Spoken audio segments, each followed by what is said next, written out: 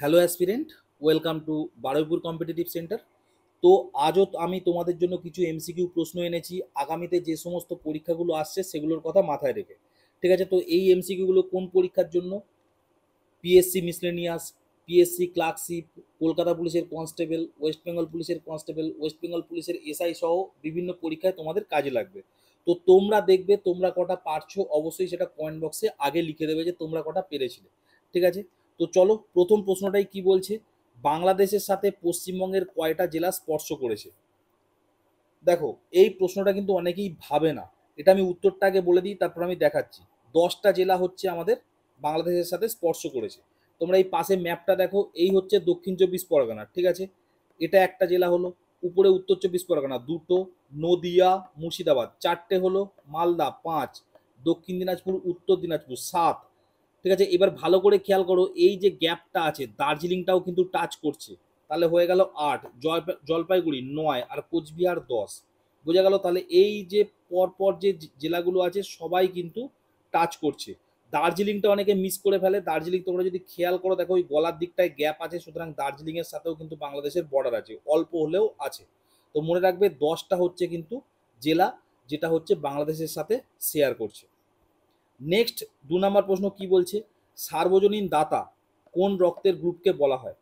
আমরা জানি সার্বজনীন দাতা হচ্ছে ও, কিন্তু যদি আরো ডিটেলে প্রশ্ন করে, মানে ডিটেলে উত্তরটা চায়, তখন কিন্তু ও নেগেটিভ হবে। ঠিক আছে, আর সার্বজনীন গ্রাহিতা সেটা কি হয়? AB positive. নেক্সট 3 নম্বর প্রশ্ন কি বলছে, নিম্নোক্ত কোনটি স্কেলার রাশি নয়? আমরা জানি কার্য, ক্ষমতা, শক্তি এই তিনটেই কিন্তু স্কেলার রাশি। আমরা ছোটবেলায় পড়েছিলাম ওয়ার্ক, এনার্জি, পাওয়ার, তিনটেই স্কেলার রাশি। তাহলে কে পড়ে রইল? বল, তাই না? বল হচ্ছে স্কেলার রাশি নয়। বোঝা গেল? এবার চলো বলের যে একক সেটা কি হবে। বলের এসআই একক কি জানো? নিউটন। আর বলের সিজিএস একক ডাইন। ঠিক আছে, তাহলে 1 নিউটন ইকুয়াল টু আমি কি বলতে পারি? 10⁵ ডাইন। মনে থাকবে। এরপর দেখো এগুলোরও তাহলে একক বলে দিই। ওয়ার্কের একক কি? জুল। এনার্জির এককও তাই। পাওয়ারের একক কি? ওয়াট। ঠিক আছে, আর একটা কোশ্চেন আমি তোমাদের করছি, 1 হর্স পাওয়ার ইকুয়াল টু কত ওয়াট? এটাও তোমরা কিন্তু আমাদের বলবে, কমেন্ট বক্সে অবশ্যই জানাবে। নেক্সট 3 নম্বর প্রশ্ন কি বলছে, প্রথম কোন রাষ্ট্রপতি বিনা প্রতিদ্বন্দ্বিতায় রাষ্ট্রপতি হিসাবে নির্বাচিত হন? এটা কি হবে? নীলম সঞ্জীবন রেড্ডি। ঠিক আছে, নীলম সঞ্জীবন রেড্ডি ইনি কিন্তু বিনা প্রতিদ্বন্দ্বিতায় হয়েছিলেন। আচ্ছা, বাকি অপশনগুলো নিয়ে খেলা যাক। ভিভি গিরি, ইনি হচ্ছে ভারতবর্ষের ফার্স্ট অ্যাক্টিং প্রেসিডেন্ট। ভারতবর্ষের ফার্স্ট অ্যাক্টিং প্রেসিডেন্ট হচ্ছে ভিভি গিরি। এছাড়াও ইনি হচ্ছে প্রথম লোক যিনি হচ্ছে কি, মানে প্রথম মানুষ যিনি হচ্ছে কি, যিনি হচ্ছে প্রেসিডেন্ট দাঁড়ায় হচ্ছে নির্দল থেকে, কোনো রকম কোনো দল থেকে না, নির্দল থেকে দাঁড়ান এবং উনি জেতেন। এপিজে আব্দুল কালাম কে ছিলেন একমাত্র বিজ্ঞানী যিনি প্রেসিডেন্ট হয়েছেন, তাই না?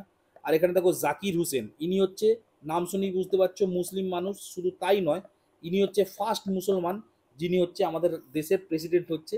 শুধু প্রেসিডেন্ট নয়, ভাইস প্রেসিডেন্ট হিসাবেও কিন্তু উনি প্রথম মুসলমান যিনি আমাদের দেশের মানে ভাইস প্রেসিডেন্ট হচ্ছেন। বুঝতে পারলে? প্রেসিডেন্ট কিংবা ভাইস প্রেসিডেন্ট দুটোই ইনি প্রথমবারের জন্য হয়েছিল মুসলমানদের দিক থেকে হলো। আর ইনি হচ্ছে প্রথম প্রেসিডেন্ট যিনি হচ্ছে কিন্তু প্রেসিডেন্ট অফিসেই মারা যান। ঠিক আছে, জাকির হোসেন প্রেসিডেন্ট অফিসেই মারা যান।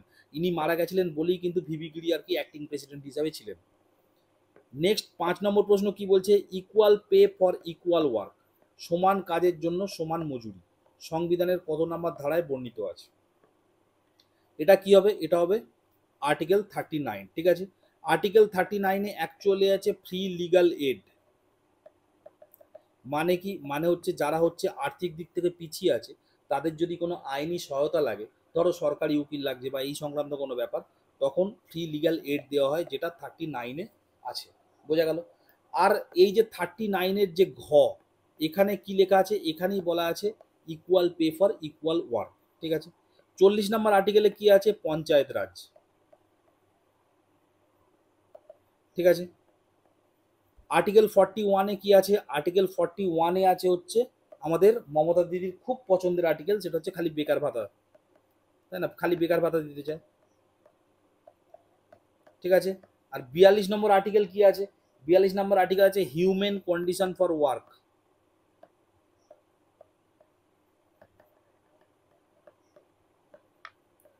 এটা হচ্ছে 42 নম্বর আর্টিকেলে আছে। এরপরে আর্টিকেল কত? এরপরে আর্টিকেল হচ্ছে 43। ঠিক আছে, 43 নম্বর আর্টিকেলে কি আছে? কুটির শিল্প, কটেজ ইন্ডাস্ট্রি। ঠিক আছে, কটেজ ইন্ডাস্ট্রি বা কুটির শিল্প। ঠিক আছে, এটাও মমতা দিদির খুব মানে পছন্দের আর কি। উনি প্রথম বলেছিলেন কাশফুল দিয়ে বালিশ করতে হবে, তাই না, পানা দিয়ে হচ্ছে ব্যাগ তৈরি করতে হবে। তো মানে এইভাবে একটু মনে রেখে দেবে। ঠিক আছে, 41 নম্বর আর্টিকেল মমতা দিদির পছন্দ, 43 নম্বর আর্টিকেল মমতা দিদির পছন্দ। ঠিক আছে, এইভাবে একটু মাথায় রেখে দেবে। তো যাই হোক, আমি এই আর্টিকেলগুলো যে বললাম, এই আর্টিকেলগুলো কেন বললাম, এই মানে কেন বললাম বলছি, এই প্রত্যেকটা আর্টিকেলই তোমরা খেয়াল করবে ডিপিএসপি থেকে নেওয়া, তাই না। DPSP, directive principal of state policy, তাই না, যেটা 36 আর্টিকেল থেকে 51-এর এ পর্যন্ত আছে। আর এবং আর্টিকেলে যদি পার্ট বলা হয় তাহলে 4 নম্বর পার্টে আছে। ঠিক আছে, আর এটা কোন দেশ থেকে নেওয়া হয়েছিল? আয়ারল্যান্ড। আয়ারল্যান্ড থেকে হচ্ছে ডিপিএসপির ধারণা নেওয়া হয়েছিল। নেক্সট 6 নম্বর প্রশ্ন কি বলছে? বার্ক। ঠিক আছে, বার্ক মানে কি? বার্ক মানে হচ্ছে ভাবা অ্যাটমিক রিসার্চ সেন্টার। এটা হচ্ছে এর সদর দপ্তর কোথায়? ভাবা অ্যাটমিক রিসার্চ সেন্টারের সদর দপ্তর হচ্ছে মহারাষ্ট্রের ট্রম্বেতে। ঠিক আছে, এটা একটু মাথায় রাখবে। এই যে মানে আমাদের ভারতবর্ষে টোটাল এই যে পারমাণবিক রিসার্চ সেন্টার কটা আছে? 5টা আছে। তার মধ্যে 1 নম্বরে কি আছে? ভাবা অ্যাটমিক রিসার্চ সেন্টার। ঠিক আছে, বার্ক বলে এটা। এটা কি? এটা আছে ট্রম্বেতে। ঠিক আছে, এটাই হচ্ছে ফার্স্ট অ্যাটমিক রিসার্চ সেন্টার, যেটা 1954 সালে হয়েছিল। বোঝা গেল? এবার বাকিগুলো দেখে নেওয়া যাক। আমি অপশানেও দিয়ে দিয়েছি, দেখো এটা 2 নাম্বার, 3 নাম্বার, 4 নাম্বার আর 5 নাম্বার, আমি সবকটাই বলে দিচ্ছি।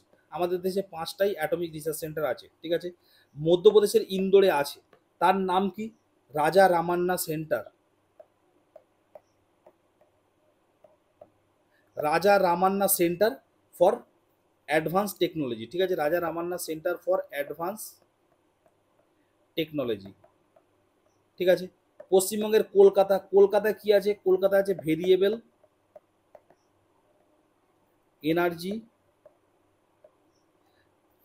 Cyclotron centre. কি বললাম?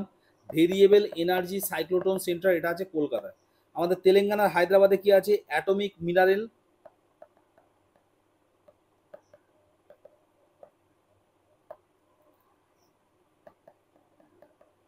ডিরেক্টোরেশন অ্যান্ড রিসার্চ। ঠিক আছে, আর 5 নম্বরে কি আছে? 5 নম্বরে তামিলনাড়ুতে আছে। ঠিক আছে, তামিলনাড়ুর যে কালাপাক্কাম বলে যে জায়গাটা আছে, ওখানে কি আছে? ওখানে আছে আমাদের Indira Gandhi centre for atomic research.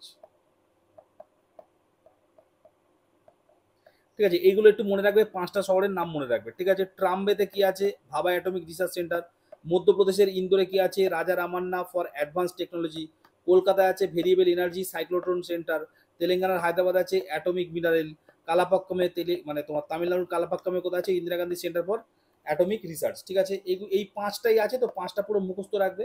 আর যদি মনে রাখ মানে মানে যদি মনে হয় যে 5টা মুখস্থ রাখতে পারবো না, একটাই মনে রাখতে পারবো, তাহলে এই প্রথমটা মনে রাখবে, মহারাষ্ট্রের ট্রাম্বেতে। নেক্সট 7 নম্বর প্রশ্ন কি বলছে? এনটিপিসি কত সালে স্থাপিত হয়? ঠিক আছে, এনটিপিসি মানে আমাদের নন টেকনিক্যাল পরীক্ষা নয় কিন্তু। এনটিপিসি মানে হচ্ছে ন্যাশনাল থার্মাল পাওয়ার কর্পোরেশন। ঠিক আছে, ন্যাশনাল থার্মাল পাওয়ার কর্পোরেশন। এটা কত সালে প্রতিষ্ঠা হয়েছিল? এটা হচ্ছে 1975 সালে। এবছর শুধু এনটিপিসি নয়, এনএইচপিসিও কিন্তু হয়েছিল, ন্যাশনাল হাইড্রাল পাওয়ার কর্পোরেশন। এটাও কিন্তু ওই একই সালে প্রতিষ্ঠা পেয়েছিল। ঠিক আছে, বাকি অপশানগুলো নিয়ে খেলা যাক। দেখো 1969-এ তোমরা জানো ইসরো প্রতিষ্ঠা হয়েছিল। ঠিক আছে, ইন্ডিয়ান মানে আমাদের যে স্পেস রিসার্চ অর্গানাইজেশন যেটা আছে সেটা ইসরো, সেটা কত হচ্ছে 1969-এ। এছাড়াও মহারাষ্ট্রের যে তারাপুর, ঠিক আছে, ওই তারাপুরে যে পারমাণবিক বিদ্যুৎ কেন্দ্র যেটা হয়েছিল, সেটাও কিন্তু ওই একই বছর তৈরি হচ্ছে 1969-এ। এবার দেখো 1897-এ কি হয়েছিল? ফার্স্ট জলবিদ্যুৎ কেন্দ্র। ফার্স্ট জলবিদ্যুৎ কেন্দ্র কোথায় হয়েছিল? আমাদের পশ্চিমবঙ্গের দার্জিলিংয়ে।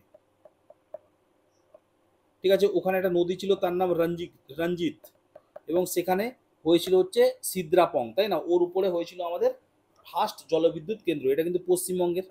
নেক্সট 1974 সালে কি হয়েছিল? আমাদের 1974 সালে পোখরান বলে যে জায়গাটা আছে রাজস্থানের যে পোখরান বলে যে জায়গাটা আছে, সেখানে কি হয়েছে, প্রথম স্মাইলিং বুদ্ধা অর্থাৎ অ্যাটমিক বম পরীক্ষা করা হয়েছিল। নেক্সট 8 নম্বর প্রশ্ন কি বলছে, তাপবিদ্যুৎ উৎপাদনে ভারতের কোন রাজ্য প্রথম স্থান অধিকার করে? এটা কি হবে, অপশান এ অর্থাৎ মহারাষ্ট্র। ঠিক আছে, এখানে দেখো উত্তরাখণ্ড আছে, উত্তরাখণ্ড কিংবা গুজরাট, এরা হচ্ছে জলবিদ্যুৎ উৎপাদনের প্রথম। এক এক বই এক এক রকম আছে, কোনো বইয়ে উত্তরাখণ্ড আছে, কোনো বইয়ে গুজরাট আছে। তামিলনাড়ু কি হচ্ছে, তামিলনাড়ু হচ্ছে পারমাণবিক যে সমস্ত ব্যাপার স্যাপার, তাই না, পারমাণবিক মানে বিদ্যুৎ উৎপাদনের প্রথমকে তামিলনাড়ু। ঠিক আছে, আর রাজস্থানে কি আছে, রাজস্থান হচ্ছে সৌরশক্তি উৎপাদনের প্রথম হচ্ছে রাজস্থান। নেক্সট 9 নম্বর প্রশ্ন কি বলছে, খালিমপুর লিপি থেকে কার কথা জানা যায়? আচ্ছা, খালিমপুর লিপি থেকে জানা যায় হচ্ছে আমাদের ধর্মপালের কথা, অর্থাৎ অপশান বিতে। এখানে আছে দেখো স্কন্দগুপ্ত, স্কন্দগুপ্ত হচ্ছে ভিত্তি স্তম্ভ।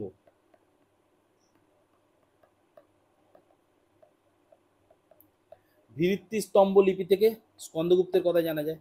এই যে বিজয় সেন, ঠিক আছে, সেন বংশের বিজয় সেন, বিজয় সেনের কাছে কে ছিল, উমাপতি ধর।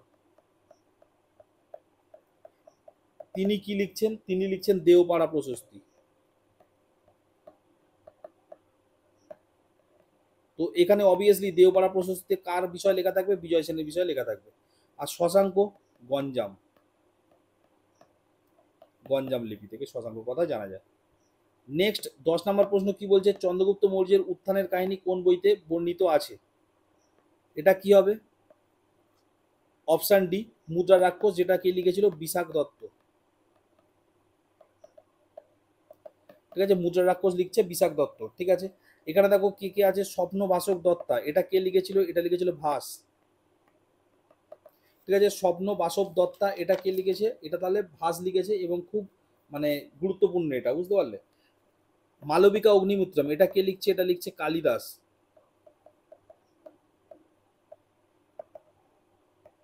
ঠিক আছে, মালবিকা ও অগ্নিমিত্রর প্রেম কাহিনী। মৃচ্ছকটিম লিখেছিল শূদ্রক, তাই না। একজন নাবিক ছিল, তার নাম চারু দত্ত, ও একটা পতিতা মেয়ের মানে প্রেম কাহিনী এখানে লেখা আছে, মানে পতিতার মেয়ের প্রেম কাহিনী এই মৃচ্ছকটিমে বলা আছে। নেক্সট 11 নম্বর প্রশ্ন কি বলছে, পঞ্চম সিদ্ধান্তিকা কার লেখা? শুধুমাত্র পঞ্চম সিদ্ধান্তিকা বলে নয়, পঞ্চম সিদ্ধান্তিকা বলো কিংবা হচ্ছে বৃহৎ, আমাদের যে সংহিতা, বৃহৎ সংহিতা,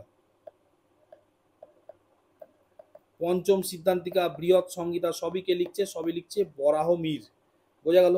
বাকি অপশনগুলো দেখা যাক। এখানে আছে দেখো, এখানে আছে দণ্ডী, দণ্ডী লিখেছিল 10 কুমার চরিত, আমি 10 লিখে দিলাম একদম। বিষ্ণু শর্মা লিখছে পঞ্চতন্ত্র, সব কটার নাম্বার দিয়ে লিখে দিচ্ছি। আর মহেন্দ্র বর্মন কি লিখছে, মত্তবিলাস প্রহসন, এটা কিন্তু এবছরই মানে আমাদের এতে এসছে ফুড এসাইতে।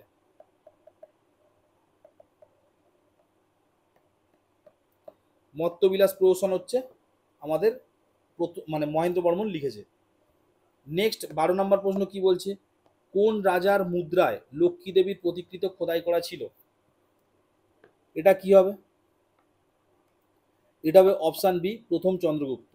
এখানে দেখো চন্দ্রগুপ্ত মৌর্য আছে, চন্দ্রগুপ্ত মৌর্য, এনার সম্পর্কে কি বলা যেতে পারে, ইনি হচ্ছে মহারাজা ধীরাজ।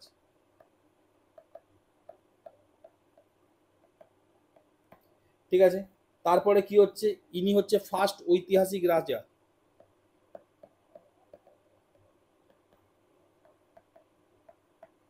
বোঝা গেল। এরপর দেখো এখানে আছে বিন্দুসার। বিন্দুসার কি, বিন্দুসার দেখো, আরেকটা জিনিস বলে দিই, চন্দ্রগুপ্ত মৌর্যের ধর্ম কি ছিল, জৈন ধর্ম নিয়েছিল শেষ দিকে, তাই না। ভদ্রবাবুর সঙ্গে কর্ণাটকে চলে গেছিল এবং ওখানেই অনশনে মারা গেছিল। যাই হোক, বিন্দুসারের ধর্ম কি ছিল, আজীবক। বোঝা গেল। আর বিন্দুসার এর টাইটেল, এর মানে আলাদা নাম কি ছিল, অমিত্রাঘাত। অশোক, অশোকের ধর্ম কি ছিল, বৌদ্ধ। আর অশোকের যে নাম কি ছিল সেটা কি, দেবনাম প্রিয় প্রিয়দর্শী, দেবনাম প্রিয় প্রিয়দর্শী অশোক, তাই না। একটা জিনিস খেয়াল করো, এরা 3 বাবা ছিল, মানে বাবা ছেলের সম্পর্ক, তাই না। চন্দ্রগুপ্তর ছেলে বিন্দুসার, বিন্দুসারের ছেলে হচ্ছে অশোক। দেখো, ঠাকুরদা হচ্ছে তোমার জৈন ধর্ম, বাবা হচ্ছে কি আজীবক ধর্ম, আর নাতি হচ্ছে কি দেখো বৌদ্ধ ধর্ম। একই বংশের 3 জন 3 রকম অবতার।